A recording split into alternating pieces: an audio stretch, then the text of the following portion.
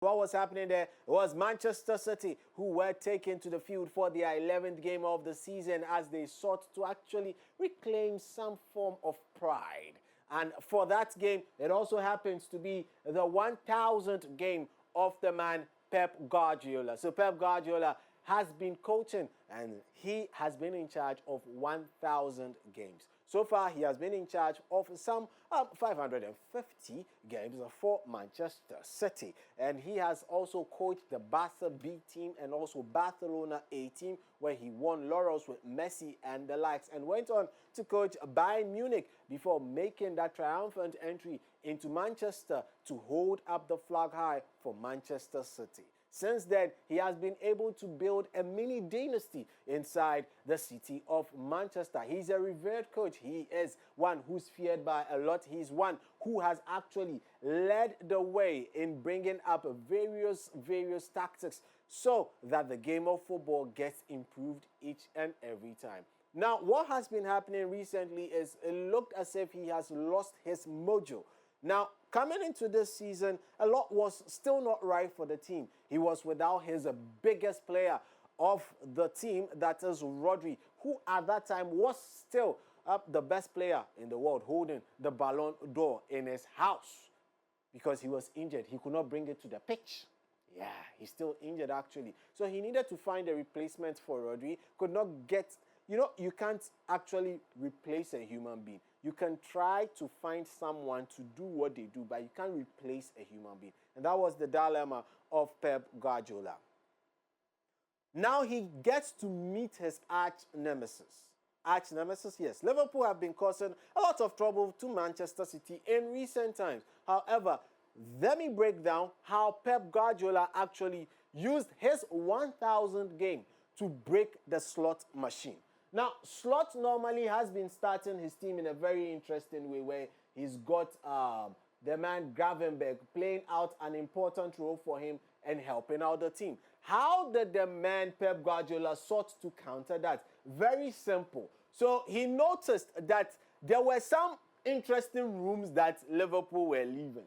Number one is having this whole sequence where they are trying to be narrow, but being narrow is actually causing them trouble. Now, City allowed them and endeared them to play narrow. So allowing everybody to cramp in the middle. And guess what? Allowing a very unnatural Matheus Nunes and O'Reilly to go out wide, hug the touchline, and stretch play. Stretch play to the advantage of Manchester City, however, to the detriment of Liverpool. Now, look at what was happening here. Silva has lost steam in his legs, so he now drops back to help Nico Gonzalez in midfield to hold that place down. Now, this now becomes a sort of box situation for the defense to help stop that counter that Pep constantly was conceding against. Now, he has 4 people here, a beautiful box. Formerly, Pep pioneered the box system in midfield to help him progress the ball. Now, he has pioneered another one in defense. Now, moving up ahead, Foden, Doku, and Cherki. So, tacking in, sort of playing 3 number 10s.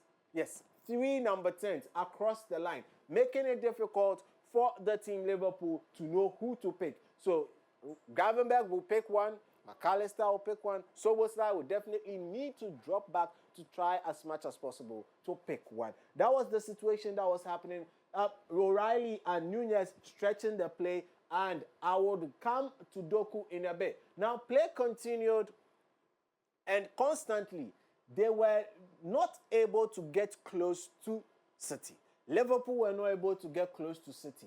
In certain situations, you would have O'Reilly now tagging into midfield and also Ryan Cherki dropping deep so that the defender does not know whether to go with Ryan Cherki or stay out wide. In this situation, you will see Florian Wirtz, whose positioning the entire game was stacking in, coming in off the left and constantly drifting into play, becoming a narrow system here. So they forced Liverpool, to play a narrow 4-2-3-1. So 4 defenders are back there, 2 in midfield, and you've got your 3 here and the 1 sitting now. Now, Doku isolated beautifully Bradley and cooked him for days in the first half. Cooking him and constantly having the upper hand on Bradley was one of the outs for City in the first half. They constantly kept using that particular place to get out of sticky situations. Another situation here, you see Gonzalez dropping deep and now splitting the two defenders. So he now becomes the third man in defense, allowing everyone else to push upfield. Silva getting into more natural positions, and Shaki constantly tucking in, allowing the man Matheus Nunes to constantly also stretch play. Look at how wide the play of City is here and how narrow the defense of Liverpool stands in here. So far, I have not mentioned the name of one man, Erling Haaland. We would get there. Why? Because City did not center all their action of trying to get goals on him. They, as much as possible, spread play and try to create dangerous situations using Doku, Foden, Shaki, and Silva. Now, moving it on and understanding what was happening to the likes of Liverpool much later. So, the game kept going on, and in the first half, City were just using a hammer to break the slot machine. Another system here where O'Reilly is now out hugging the touchline. Doku is back in midfield, hugging it. Shaki now lurking and causing more havoc here. In this entire frame, City have the ball. However, you still do not see Haaland in your picture. Why? I'll tell you pretty shortly. Now, Haaland was doing something really interesting when City were without the ball. He was the initial man for the press. However, he needed not to start the press. What he needed to do was to isolate himself with Virgil van Dijk, then for leaving only one option for the man Mamadashvili, that is to go to Konate. So City intentionally engineered a press towards Konate because they knew they could easily press Konate. So when Haaland is with Van Dijk, McAllister trying to step up, he's followed by Silva, leaving only one option, that is Konate. So anytime Liverpool go to Konate, then it triggers the press for Manchester City. Foden jumps in, and everybody is now beginning to rush on Konate. And listen, Liverpool fell for it time and time again. Now let's look at this particular sequence once again. Once Konate gets the ball, he has no options to literally pass the ball to, aside playing the risky pass to Mamadashvili, and he would dare not try that. So what would happen is he would get assistance on the right-hand side. Now, getting that assistance on the right-hand side is walking directly into City's pressing structure. So City sought to occasionally use O'Reilly to jump onto whoever is trying to help play that ball out from the right-hand side for Liverpool, and constantly they were very, very successful. Now, there was one thing Liverpool were trying to do, but it was not possible because the player constantly kept hiding behind bodies of Manchester City. I'm talking about Florian Wirtz. Florian Wirtz tagged in from the left-hand side, coming into a very glorious space here in midfield. However, there was no way anyone could get a ball to him because there were too many City bodies between himself and the ball, making it very difficult for him to be a player of concern. Now, let's move it along and see how Manchester City sort of dwindled a bit in the second half. In the second half, Szoboszlai now started tagging onto, the other side of the pitch, trying to cause a little bit of havoc for the team. Now, you've got O'Reilly here quickly jumping onto him, now leaving Salah together with the fullback. However, this particular situation where they constantly still kept getting built into this situation, just like the first half, but could not get the ball to him. Why? How many bodies are here? 1, 2, and yeah, this is a free man, number 3, ready to nick that ball should you try to play that ball directly to Florian Wirtz. So that essentially meant that Florian Wirtz was going to be missing in the entire game, and it actually continued and went on and on. So now let's check out how they sought to try as much as possible to create some sequence. Now,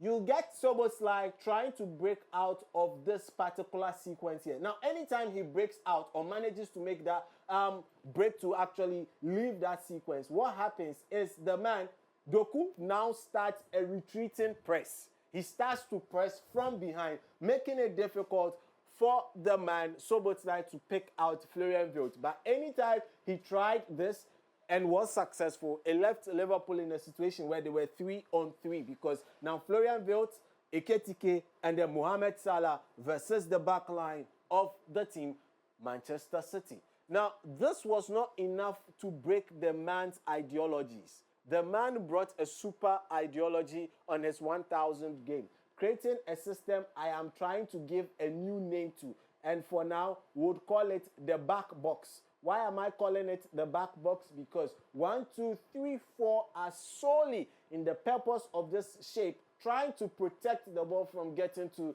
their defense and having 3 tents. Yes, we've seen Pep play 4 center backs.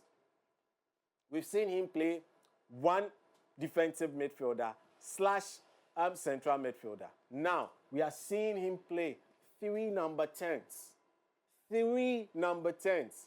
What next is to come for Pep Guardiola? Only time will tell. But that is how the team, Manchester City, were constantly able to stifle Liverpool into midfield, squeeze them to play narrow, so they were constantly expansive. Doku cooking Bradley for breakfast continuously. Matheus Nunes having one of his best games ever in a City shirt. Foden starting to also get into the gear and now being called up. You know, it's getting interesting for the team. Ryan Cherki coming into play. It's all looking as if it's clicking. But you've got to also acknowledge the man, Doku, for that stupendous goal at the end of the game to wrap it all up. And that was actually to just add the icing on the cake. Liverpool really were broken in this game by Pep's 1000th game. It was a masterclass for Slot. And Slot, his machinery got broken. But maybe there are other things that got broken as well. Last season, they lost 4 games in entirety in the EPL. This season, how many have they lost so far? More than that. Will they retain their title? I dare say no. Top 4 should now be the aspiration and hope for Liverpool. Anyways, that's as far as that is concerned.